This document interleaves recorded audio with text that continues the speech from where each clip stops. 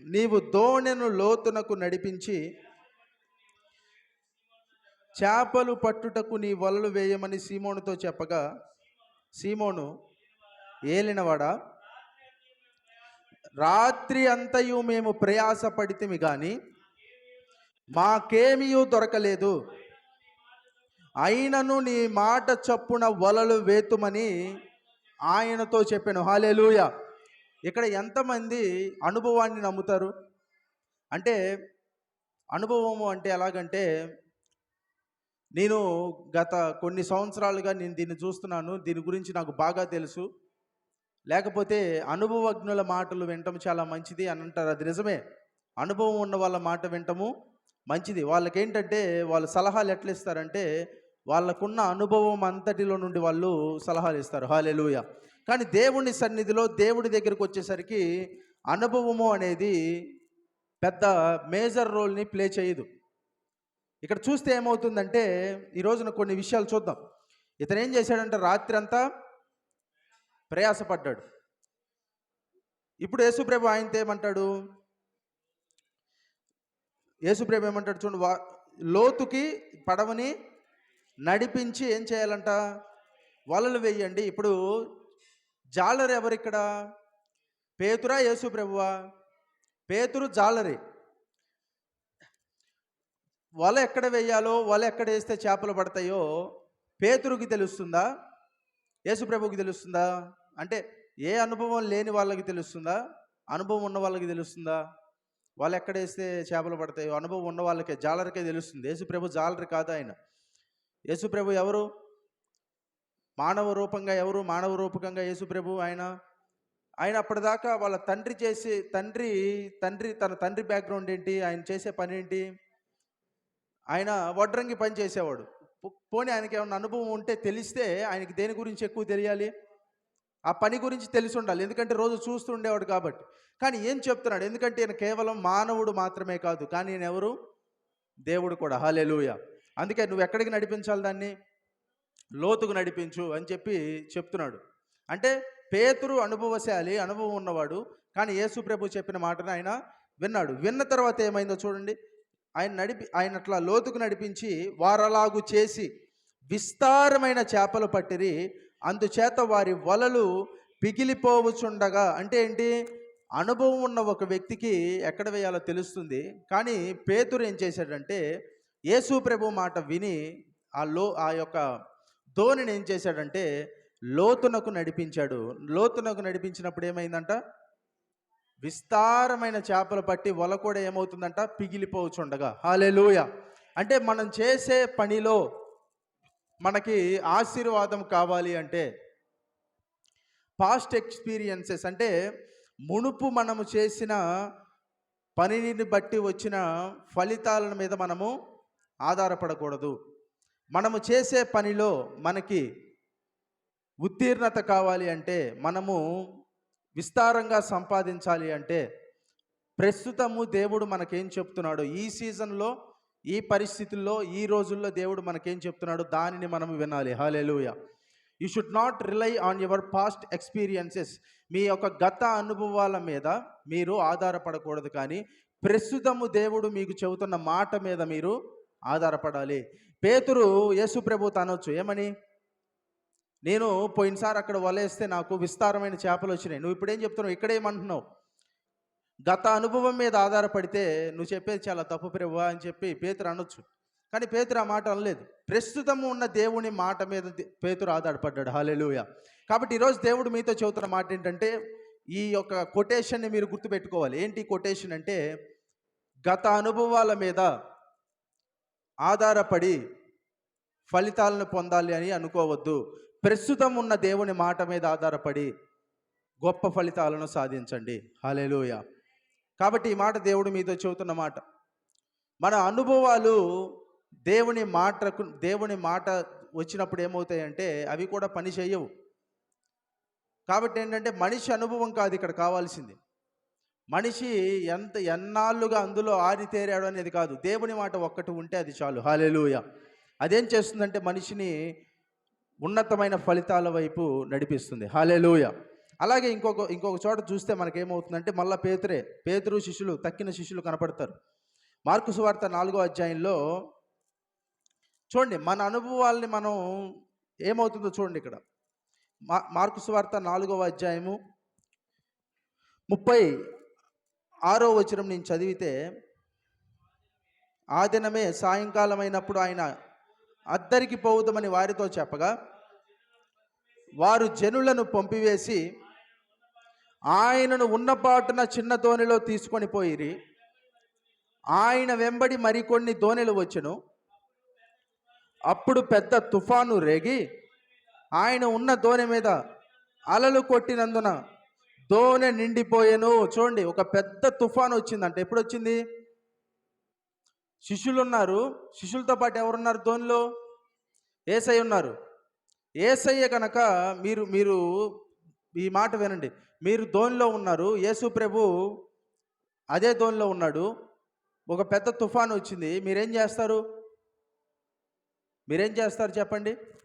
భయపడతారా? మీరు భయపడతారా? భయపడరా? ఖచ్చితంగా భయపడతారు. ఎందుకు? అక్కడ శిష్యులు కూడా భయపడ్డారు. యేసు ప్రభు ఏం చేస్తున్నాడు? ఆయన చూడండి, ఇక్కడ ఇద్దరు రెస్పాన్స్. యేసు ప్రభు ఏం చేస్తాడు, శిష్యులు ఏం చేస్తారు? ఆయన దోణి అమరమున తలగడ మీద తలవాల్చుకొని నిద్రించు చూడెను. చుట్టుపక్కలంతా ఎలా ఉంది? అల్లకొల్లోలంగా ఉంది. ఒక పెద్ద తుఫాను, ఒక పెద్ద గాలి, అలలేమో చాలా ఎత్తుకు లేస్తున్నాయి, పడవేమో మునిగిపోతుందనే భయము, ఇవన్నీ ఉన్న యేసుప్రభు ఏం చేస్తున్నాడు చెప్పాలి అందరూ? యేసుప్రభు ఏం చేస్తున్నాడు? నిద్రపోతున్నాడు. తలగడగా చేసుకొని నిద్రపోతున్నాడు. నిద్రపోతుంటే ఇప్పుడు చూడండి ఏమవుతుందో. వారు ఆయనను లేపి, చూడండి, వారు ఆయనను లేపి అంటే యేసు ప్రభు లేచింది దేనికి చెప్పండి? యేసు ప్రభు లేచింది సముద్రములో ఉన్న తుఫాను గాలికి కాదు. యేసు ప్రభు లేచింది ఆ యొక్క బీభత్సమైన తుఫానుకు కాదు. యేసు ప్రభు లేచింది దేనికి చెప్పండి? శిష్యుల మొర్రకి యేసు ప్రభు లేచాడు. హల్లెలూయా. అంటే గాలి, సముద్రము, తుఫాను ఆయనను లేపలేకపోయినాయి, కానీ శిష్యుల మొర ఆయన్ని లేపింది. తర్వాత వారు ఆయన లేపి ఏమడుగుతున్నారు? ఆయన్ని, మేము నశించిపోవచ్చున్నాము, నీకు చింత లేదా అని ఆయనతో అనిరి. ఇప్పుడు ఆ పడవలో ఉన్న వాళ్ళలో శిష్యుల్లో ఎంతమంది జాలరులు ఉన్నారు? 12 మంది శిష్యులు. 12 మంది శిష్యుల్లో జాలరులు ఉన్నారా లేరా? కొద్దిమంది జాలరులు ఉన్నారు. జాలరులకి తెలుస్తుందా తెలియదా ఎప్పుడు పరిస్థితి ఎలాగుంటుందో? ఖచ్చితంగా తెలుస్తుంది. జాలరికి ఇప్పుడు యేసుప్రభు లేకుండా అంతకుముందు వాళ్ళు ఎప్పుడు సముద్రంలో అర్ధరాత్రిలో ప్రయాణం చేసి ఉండరా? ఖచ్చితంగా ప్రయాణం చేసి ఉంటారు. ఇలాంటి అలలు వాళ్ళు చూసి ఉండరా? ఖచ్చితంగా చూసి ఉంటారు. కానీ వాళ్ళకి తెలిసిన విషయం ఏంటంటే, ఎలాంటి తుఫాను వస్తే, ఎలాంటి పెద్ద గాలి వస్తే, ఎలాంటి అల వస్తే అలాంటి సమయంలో మేము మునిగిపోతాము, ఎలాంటిది వస్తే మేము భయపడకుండా ఉండాలి అనే విషయం వాళ్ళకి ఖచ్చితంగా తెలుసు. వీళ్ళు ఇప్పుడు భయపడిపోయి మేము నశించిపోతున్నాము, నీకు చింత లేదా అని అడిగే పరిస్థితి వీళ్ళకి వచ్చిందంటే, జాలరికి వచ్చిందంటే, అనుభవం ఉన్న జాలరికి, అంటే ఎప్పుడు సముద్రంలోనే తిరిగి ఎప్పుడు సముద్రంలోనే ప్రయాణం చేసే వ్యక్తికి కూడా నశించిపోతున్నాము అనే థాట్ వచ్చిందంటే అది ఎంత పెద్ద తుఫాన్ అయి ఉండాలి. హల్లెలూయా. చూడండి, మనం ఎక్కడికైనా మీరు సముద్రంలో ప్రయాణం చేసేటప్పుడు, మీరు ఎప్పుడూ సముద్రంలో తిరిగే వ్యక్తితో ప్రయాణం చేశారనుకో, మీకు ఎలా ఉంటుందో తెలుసా? మీరు చిన్న అలరాంగానే మీకు ఇక చచ్చిపోతానేమో అని భయం వేస్తుంది. కానీ అతను ఎలా ఉంటాడు చెప్పండి? అతను చాలా భయం లేకుండా ఉంటాడే. అది దానికి కూడా భయపడుతున్నాయి, అది ఊరకు ఎప్పుడూ వచ్చేదే, అది కామన్గా జరిగేదే అని అంటుంటాడు. మనకేమో గుండెల్లో దడ, చిన్న అలరాంగాల్నే ఏమన్నా అయిపోతుందేమో, పడవ మునిగిపోతుందేమో అని. కానీ ఆ వ్యక్తి ఎలా ఉంటాడు? ఎప్పుడు సముద్రంలో తిరిగే వ్యక్తి. ఇదంతా కామనే, ఇది ఎందుకు ఎక్కావు నువ్వు పడవ, నువ్వు భయపడేవాడు అంటారు. కానీ వాళ్ళు కూడా భయపడేంత వచ్చిందంటే అప్పుడు పరిస్థితి ఎలా ఉంటుంది చెప్పండి?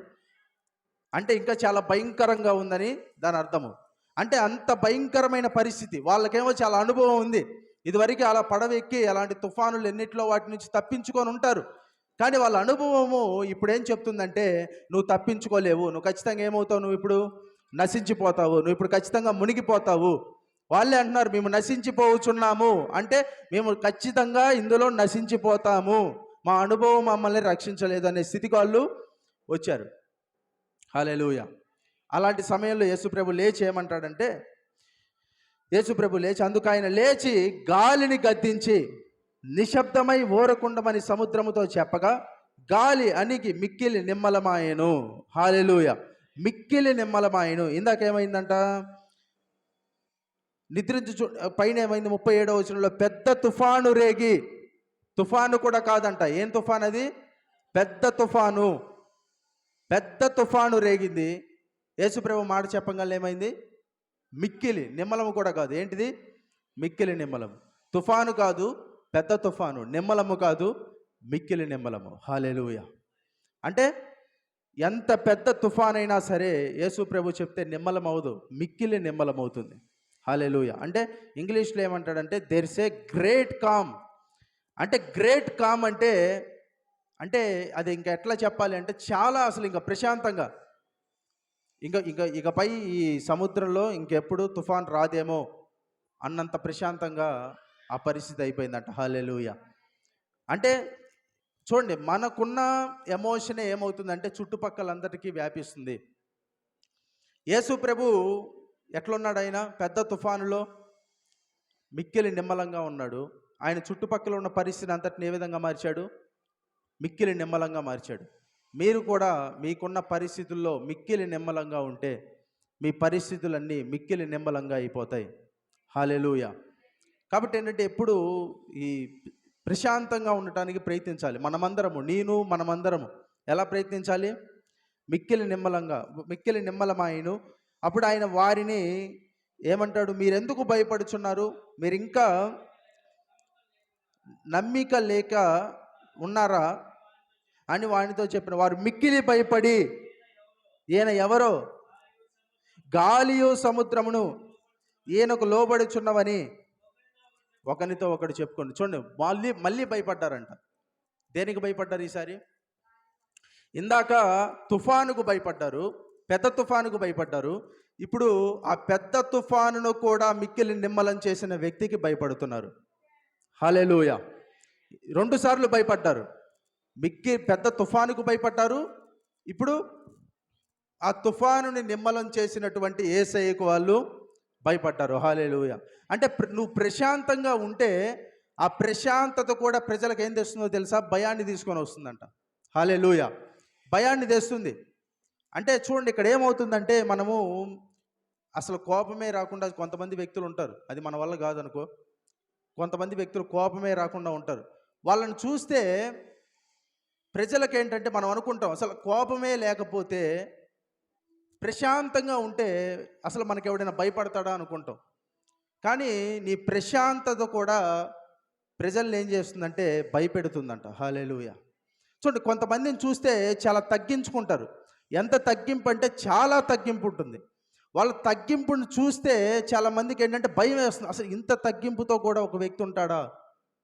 అంటే ఇంత లోలీగా, ఇంత తగ్గింపుతో, అంటే నీలో ఉన్న దేవుని లక్షణాలు కూడా ఏం చేస్తాయంటే మనం అనుకుంటాం ఏమనుకుంటాం అంటే కోప్పడితే ప్రజలు మన మాట వింటారు, కోప్పడకపోతే మన మీద భయం అనేది ఉండదు అనుకుంటాం.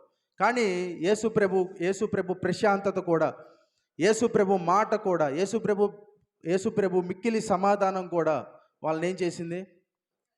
వాళ్ళు భయపడేటట్టు చేసింది. అంటే నీ ప్రశాంతత, నీలో ఉన్న తగ్గింపు, నీలో ఉన్న ఆ యొక్క హ్యూమిలిటీ, ఆ కోపము లేని ఆ ప్రశాంతత ఏం చేస్తుందంటే ప్రజలను భయపెట్టిద్ది. అసలు ఇట్లా కూడా ఉండొచ్చా? అసలు ఇట్లా కూడా ఎట్లా ఉండగలరనే భయాన్ని వాళ్ళలో తీసుకొని వస్తుంది. హల్లెలూయా. కాబట్టి ఇక్కడ ఏమవుతుందంటే వాళ్ళకున్న అనుభవము చేత వాళ్ళు రక్షించబడలేరు. నశించిపోయే స్థితికి వాళ్ళు వచ్చారు. ఎన్నోసార్లు తప్పించుకొని ఉంటారు. కానీ అది ఇప్పుడు వాళ్ళని రక్షించదు. ఇప్పుడు వాళ్ళని రక్షించేది ఏంటంటే యేసు ప్రభు పైకి లేచి చెప్పే ఒకే మాట ఏంటి? గాలిని గద్దించి నిమ్మలమయం అనే మాట మాత్రమే వాళ్ళని రక్షిస్తుంది. హల్లెలూయా. కాబట్టి మనమున్న పరిస్థితుల్లో మనల్ని రక్షించేది ఏంటంటే ఈ రోజున మన గత అనుభవాలు కాదు. యేసు ప్రభు ఈరోజు మనకిచ్చే ఒక మాటే మనల్ని రక్షిస్తుంది. హల్లెలూయా. వాటి మీద డిపెండ్ అయితే నిష్ణాతులు కూడా ఏమవుతారంటే చనిపోతారు. నిష్ణాతులు కూడా వాళ్ళ ప్రాణాలని కోల్పోతారు అనుభవాల మీద ఆధారపడితే. అంటే అనుభవం మంచిదే, అనుభవజ్ఞులు చెప్పే సలహాలు మంచివే, కానీ వాటి మీద ఎప్పుడు ఆధారపడితే దేవుణ్ణి కూడా పక్కన పెట్టి ఏమవుతుందంటే జీవితము